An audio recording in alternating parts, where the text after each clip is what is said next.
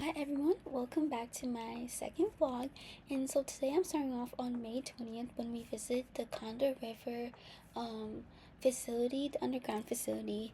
It was really fun just to learn how it all works and everything, how it's managed. And we actually got to get a tour of the underground facility or reservoir. It was really interesting at first. I was very scared to go underground, but it was also very interesting to see how all of this water is stored. And yeah, I just felt like I became more knowledgeable in that aspect. These next couple clips show more of the underground regulation pond. OH!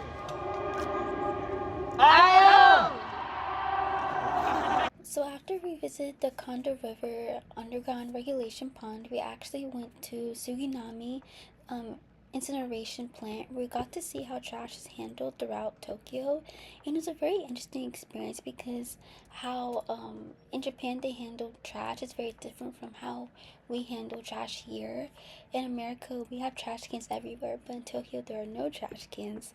So it's just seeing like how like they handle the trash, how everything's like all the garbage trucks are mostly underground. No one ever see garbage trucks there. It's just a very interesting thing to learn. What I've learned will always stick with me every time I see a garbage truck going around.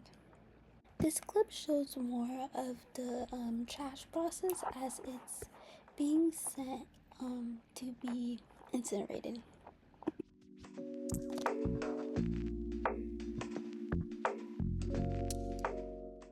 The next couple clips are when we traveled from Toyama to Hiroshima on May 23rd.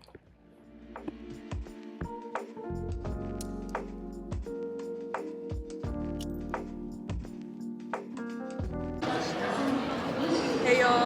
On the day that we arrived in Hiroshima, we got to do a self-guided tour inside the Hiroshima Peace Memorial Museum, and it was just very eye-opening and very interesting because I felt like I knew about what happened on the day the A-bomb went off, but now I feel like I know so much more, and it was just a great experience for me to learn more about it. On the second day in Hiroshima, we got to have a tour of the Peace Memorial Park by high school and college students, and they're just really nice, and we just learned even more about what happened on that day.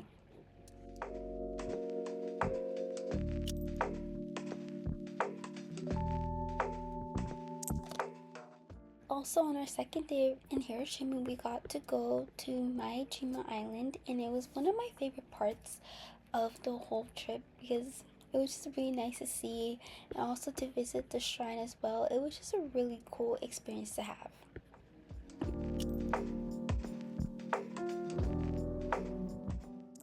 On the next day, May 24th, we got to visit Kumamoto Castle, and here is the performance that I saw.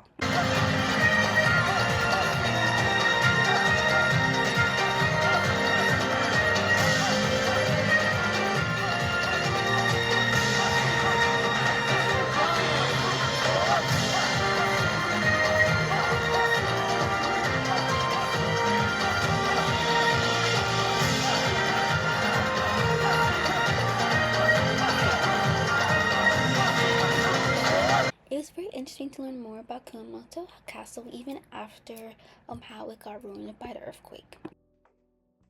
On the next day, May 26th, we got to go to the Minamata Disease Museum, and we got to actually meet someone who had Minamata disease, and it was just very interesting to learn and to also it was very eye-opening hearing the storyteller's story about living with Minamata disease. It just made me very more knowledgeable about the disease and the effects that it had on someone. Here is a clip of Minamata after it stopped being a hub of where people get fish. So this is a clip of us going back to the train station, and after we were done with Minamata, The next day, on the 27th, we traveled from Hakata all the way to Sendai, and these are just some clips from that. And then there's also just a clip of me seeing this really cute robot I just wanted to put in here.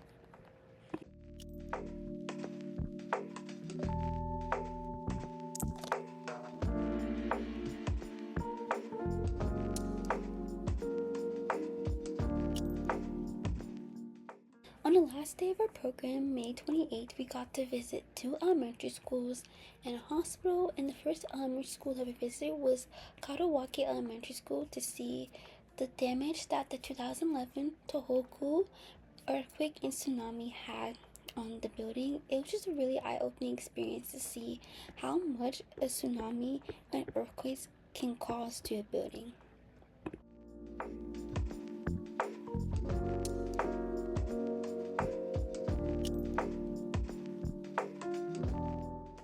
Our next stop was the Nisiki and Shinomaki Hospital, and it was just really cool to see what the medical professionals had done that day to help out their community while also trying to be safe themselves. The last stop that we had was Okawa Elementary School, and looking at the elementary school from the outside, it really made me sad because you could see how extensive the damage was to the elementary school. And the storyteller that we had unfortunately lost his daughter from the tsunami that hit the school, and it just really made me think about how much the students in faculty who lost their lives went through, and how important having evacuation processes are. After the elementary school, we headed back and we had our last group dinner. And overall, I really enjoyed this program, and I'm grateful for all the people who I've met and the memories that I have made throughout this whole entire trip. The next day, on the 29th, I headed to the airport to head back home to Columbus. Oh, thank you for watching.